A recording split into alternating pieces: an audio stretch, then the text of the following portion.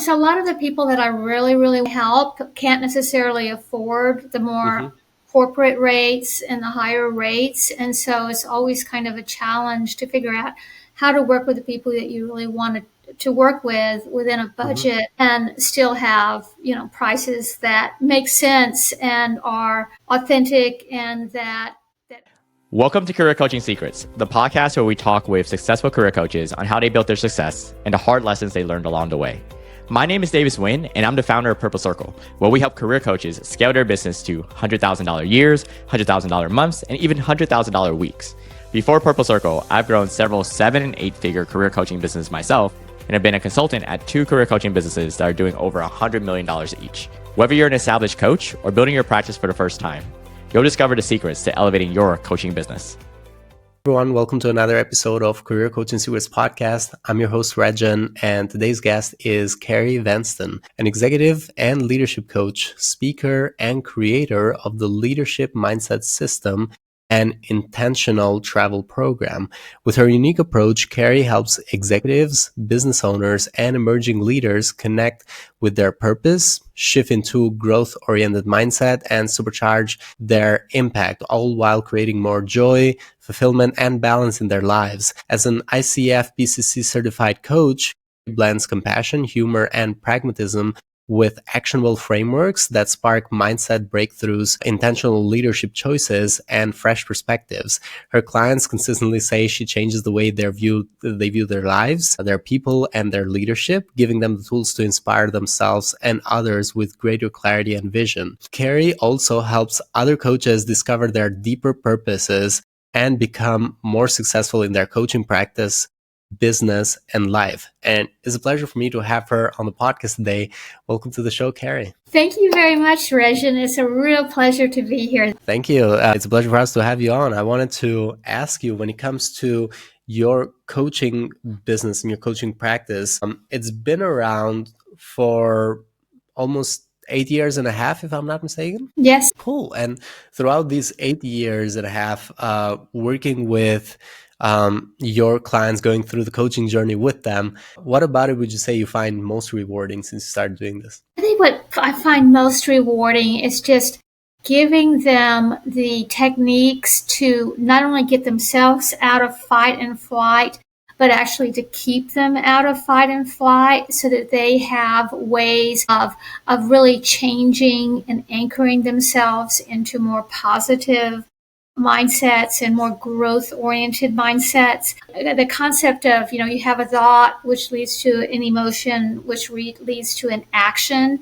is kind of what everything that I do is built around. So if you have a negative thought or neutral thought, then you're likely to have an emotion that's neutral or negative, and your action is going to be neutral or negative. But if you have more of a okay thought, this is fine, then your emotion is going to be more matter of fact, and you probably have a better result. But if you really have a thought of, wow, this really has some great possibilities, then your emotion is going to be more excitement, and your action is going to be much more positive, and your results are probably going to be a whole lot better. So how do you raise that mindset to a higher level? How do you raise that energy to a higher level? And that's what I just really love, is being able to change that thought through various techniques so that people have that to go to. It helps their business and their life, and those having the higher emotions and having the better results. Mm-hmm. And also, it also helps me because as I'm doing it for them, it reflects back on me often too. And I think, oh, wow, that's a really smart thing. I should be doing that too. More of that. It's so interesting to be a coach, right? You get to learn for yourself as well. Exactly. Like so when it comes to your clients, if they're listening, if there's a portion of them listening, how would you define your ideal client profile? Is there a certain industry or a certain demographic or psychographic that you typically find yourself working with, or do they have some common goals or other commonalities? How would you describe them? Usually it's executives and business owners and professionals and sometimes coaches that just have a lot going for them, but they're feeling stuck or they're feeling uncertain on next steps. And so I really help them go to that next step and really get really deep dive into what their purpose is and really shift to that more positive mindset, and then really get confident about their leadership by really looking into their whys, understanding why they're unique, why they're passionate, what impact they want to have. And by doing this, they become better leaders, and they also become better people in both their personal and their professional lives. And how is the engagement that you have with them? Is there a certain program of a certain length? Is it like all one-on-one coaching, or is there also group coaching? How would you describe the program and the engagement they have with you? Kind of from the beginning, I was encouraged to do programs other than hourly, because hourly it's harder to justify some of the prices that we charge. But with a program, you're learning all the time. So it's much more about this is the price for the program as opposed to this is the price for the hour. So I usually work in either 9 month, 6 month, or 3 month programs. And within that, I've set up a specific program where, I start with shifting the thinking by starting with an assessment that shows where they are under stress and where they are under normal circumstances. So we sort of have a baseline. And then once we have that, then we can really figure out, you're in fight and flight here, you're in compromise here, you're in win-win here. How can we shift these to higher levels with specific techniques? And so I have purpose statement. We come up with emotional intelligent statements. We come up with an impact story. We come up with win-win relationships. But at the same time, we're always looking at what they're bringing every single week. Usually I meet, every couple of weeks, but sometimes weekly, where they are in their business, where they are in their lives. And we talk about how we can make those shifts specifically to what they're doing during that time period that we're talking about. So I sort of bring together both the leadership techniques as well as the actual coaching around whatever they're going through at the moment. Mm-hmm. And so ideally, 6 months or more, sometimes it's shorter. And then sometimes people continue with me after we go through the main program pieces and continue. And I have one client that's been with me about 3.5 years, and she's wonderful. And we just continue to, make progress at becoming a more inspiring and confident leader. I also quite a bit of speaking, and so that's another way that I bring money in and also get clients. I don't do a lot of workshops, but I do some workshops. I do some workshops for a group called a Growth Space, a platform, and some on my own. I've done some for the government and some others. And then I've had masterminds in the past that worked really well for getting people involved with what I'm doing and then turning them into clients. Interesting. And so when think about the future for the next 1 to 3 years with your coaching business, are there some specific goals you're working towards on your business that you'd like to share? Yeah, I have a real passion for travel. So I've been kind of shifting it a bit to the travel industry. So I came up with a keynote about travel that also involves leadership. And then now I've been doing that keynote quite a bit on intentional travel, about bringing purpose and intention to travel. And then I've included that in my regular speech, my signature one, which is about leadership, and put that as an innovative way to deal with leadership as well as a couple of other concepts. And then just recently, I became a travel agent on the side. What I'm planning the next year to 3 years is bringing that more and more into the coaching, but also what I'm envisioning is doing retreats, leadership retreats, where I can set them up as a travel advisor, and then I can actually create and put on the actual retreats using my leadership mindset, intentional travel talents. So I can kind of get everything going at the same time. So we'll see. But that's where I'm kind of going from That here. is so interesting because we also do that with our community. So in May, we did a retreat with our coaches in Tulum in Mexico. And right now for October, we're looking at another retreat who's going to be in Phuket in Thailand. We're going to see how that goes because that's a lot further away than Mexico is for most coaches. So we'll see how it goes, but it would be fun. Gosh. We found it very powerful when we were able to get these people in paradise, but also they got to learn and grow while being there, not just have a vacation. So that was so powerful. Yeah, we're thinking of doing that again. And I'm so excited for you to be able to focus on that area as well, because we've seen it work so well. I love it that you're going like so far away. I want you to keep me updated on how that goes. And hey, if you need someone to set up the travel, Yeah. I could do that too.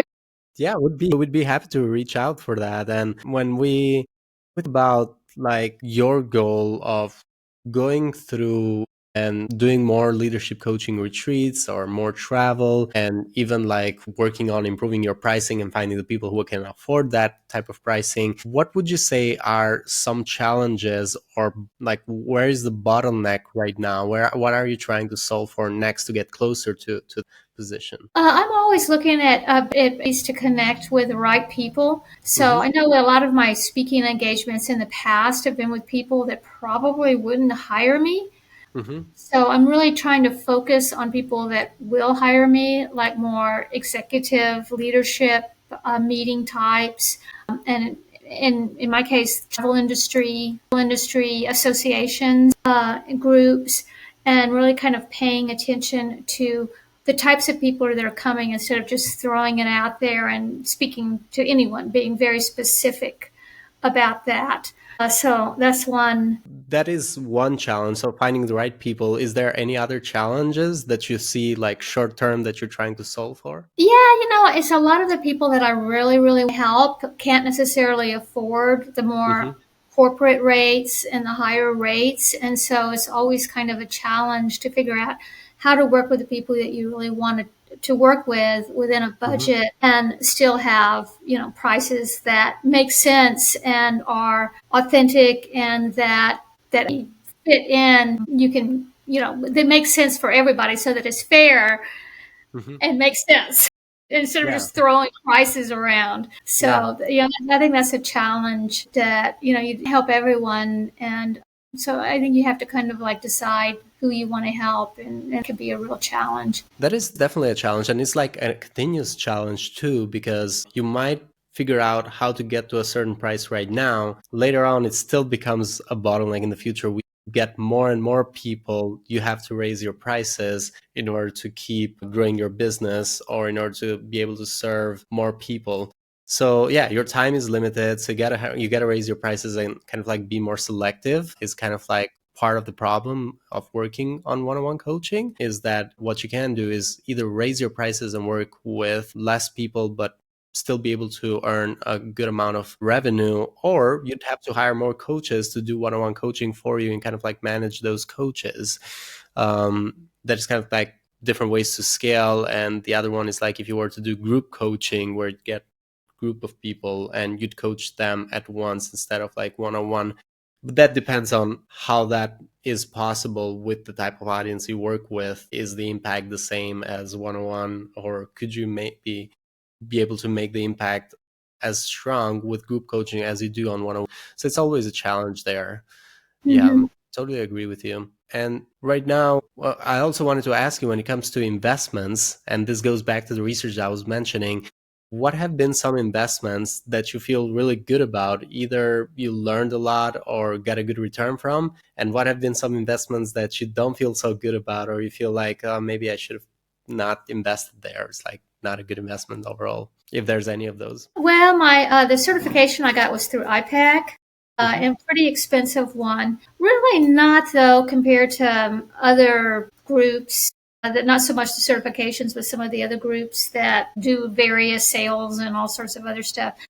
But that was really worth it. I felt like I came out of that with real super, super as a coach. I had lots and lots of practice, had lots of feedback, and I really felt good after I came out. It was a 9-month program, so not surprising. So I felt like that was a really great investment. I did have a sales coach for a while, and it was quite expensive. I probably wouldn't have stayed with her as long as I did.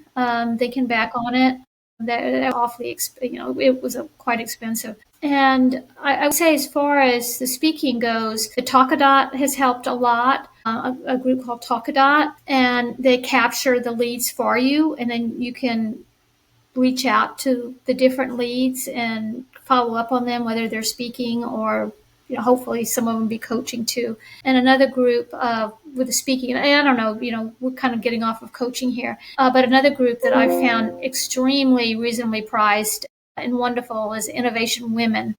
Mm-hmm. And that is a speaking group, but there's quite a few coaches there too. So that's another group. And it makes sense because speaking actually has been one of the bigger side of the investments that coaches have made. A lot of coaches do a lot of speaking because it helps them get more clients through speaking to these live events. So it makes sense that it is a valid investment for coaches. So it's not out of topic. I would say it's actually kind of like more of the norm of what I've noticed with the podcasts that I've run mostly. So right now, when thinking about the coaches, and this is the final question, when thinking about the coaches who want to scale their impact just like you do, is there any advice you'd give to these coaches? And it could be like an advice you'd give to yourself. So you don't have to think about who is going to listen to the advice. It'd be like an advice you give to yourself. If I had to go back, what I was doing, I did 3 masterminds. One mastermind was kind of for myself, which lasted about 8 months. Another one was with an organization where I founded and led a mastermind for about 1.5 years, almost 2 years. I also had a roundtable every month, and I suggested that. I got it through the organization. I put it together and I started doing that. I got some clients out of that. And then later I did my own mastermind, and my sales coach really, really helped me on that. And I had several people in that. And I think the 11 people in that mastermind, which went on about 6 months, I think it was 3 months plus 3 months. Mm-hmm. I think 3 of them became clients, which was amazing. And then my coach recommended that I go way up in my prices. I think it was like from $250 a month to $3,000 for the 3 months or something like that. Or I think it was 3 months or something like that. And I just had a hard time selling that. And so I just sort of threw the whole thing out the window. But looking back, I think if I just kind of stayed with what was working and brought people in at that lower amount and stuck with that the clients were coming from that. So I guess my point is having a lower rate to come in and then moving them into that one at a higher rate. And I imagine all the people that you are talking about that are scaling their business, that's one big thing is doing groups or doing masterminds or doing retreats. And for me, I'm thinking retreats might be my next thing, and then taking those retreats and turning them into one-on-one clients. And one of the reasons I decided to be a coach 10 years ago, my background was innovation and culture. I realized that mindset was really important to really have successful companies, and leaders needed to have a good mindset. And so I got very involved with that, and something came across my email, and it was like, oh my gosh, that's what I want to do. That's what I want to do. But so with the coaching, I think one of the reasons was because it gave me flexibility to travel. So even back then, I knew I wanted to travel. And so I think it's important to not lose sight of what you really want. One of my clients was wanting to be flexible, yet he had a community workspace, and he was talking about opening more and more of these workspaces. And my question to him was, the more brick and mortar you're going to have the flexibility to travel. Be sure to consider that. So I think I would say that as you're scaling, be sure that you realize what you're doing and that it really is what you want and leads to what you want, and not get stuck in something and then later say, oh my God, now I can't do what I really wanted to do. In my case, I completely agree with you. And thank you so much, Carrie. Thank you for the amazing advice. For anyone who wants to connect with you or find you, they can go into LinkedIn and look up Carrie Vanston. They'll be able to find your profile. There's also, if I'm not mistaken, carrievanston.com, which is the website, right? Yes, carrievanston.com. I'm also on Facebook, Carrie Vanston. Gosh, I'm on Instagram. But yeah, you're welcome to reach out to me on the website. Definitely. There's a free thing there. Reach out to me and I'll give you a free travel guide to intentional travel guide. Mm-hmm. So yeah, I'd love to hear from you, your people. And I also give half-hour discovery sessions. Love to do that too. Thank you. Thank you so much, Carrie. It was lovely to have you on the show. Thank you, Rexhen. You've been wonderful. Thank you very much.